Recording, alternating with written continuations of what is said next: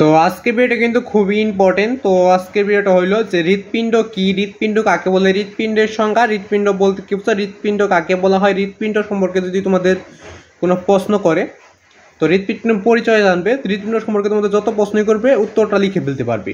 কারণ তুমি জানবে যে হৃৎপিণ্ড কি, কাকে বলে, সংজ্ঞা বলতে কি বোঝাবো, হৃৎপিণ্ড কি, ওইটার উত্তরটা কেমন কিভাবে দিতে হয়।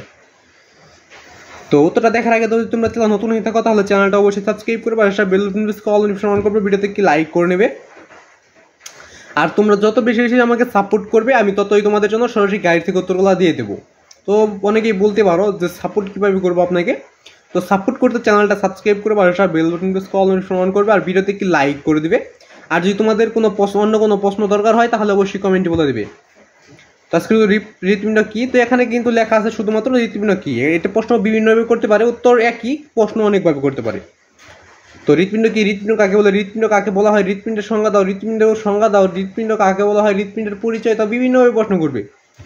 তো তোমরা উত্তরটা দেখার আগে তোমাদের একটি আমি কথা বলে নেই তোমাদের ভালোর জন্যই, সেটা হলো যে তোমাদের প্রতিটা ক্লাসের টিকচিহ্ন উত্তর, সংক্ষিপ্ত প্রশ্নের উত্তর, রচনামূলক প্রশ্নের উত্তর, সৃজনশীলের উত্তর, এগুলো সরাসরি গাইড থেকে দিয়ে দিচ্ছি, তোমরা চাইলে দেখে নিতে পারো। তো তোমরা যে কোনো ক্লাসের যে আদায় টিক্স না দেখছো বইটার প্রথম টিক্স মানে 1 নাম্বার টিক্স প্রশ্ন লিখে ইউটিউবে সার্চ করলে এদের সবগুলো টিক্সিনের উত্তর তোমরা সরাসরি গাইড থেকে পেয়ে যাবে। টিক্সিনের ক্ষেত্রে যদি প্রথম সার্চে না পাও তাহলে টিক্সিনের ক্ষেত্রে দুইবার সার্চ করতে হবে, যে আদায় টিক্স না দেখছো বইটার প্রথম টিক্স মানে 1 নাম্বার টিক্স প্রশ্ন লিখবে, তারপরে স্ক্রিনে একটা এই সামাসাল লেখা আছে এটা লিখবে, তারপর ইউটিউবে সার্চ করলে ওই আদায় সবগুলো টিক্সিনের উত্তর তোমরা সরাসরি গাইড থেকে পেয়ে যাবে। এবং তোমরা যদি সংক্ষিপ্ত প্রশ্ন দেখতে চাও তাহলে সংক্ষিপ্ত প্রশ্ন লিখে ইউটিউবে সার্চ করলে সংক্ষিপ্ত প্রশ্ন পেয়ে যাবে, এবং সৃজনশীলের ক নাম্বার লিখে ইউটিউবে সার্চ করলে সৃজনশীলের সম্পূর্ণ উত্তরগুলো পেয়ে যাবে।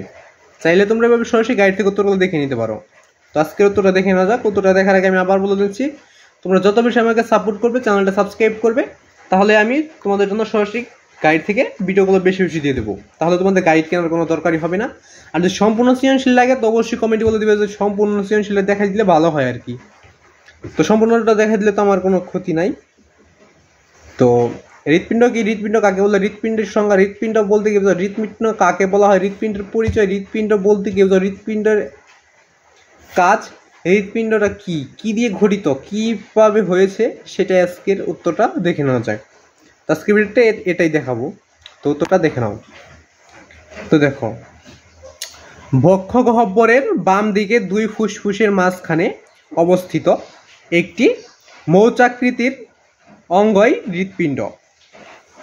তো বক্ষ গহ্বরের বাম দিকে দুই ফুসফুসের মাঝখানে অবস্থিত একটি মৌচাকৃতির অঙ্গই হৃৎপিণ্ড। হৃৎপিণ্ড হৃৎপিণ্ড তো এটাই ছিল মূলত হৃৎপিণ্ড কি, হৃৎপিণ্ড কাকে বলে, হৃৎপিণ্ডের সংজ্ঞা।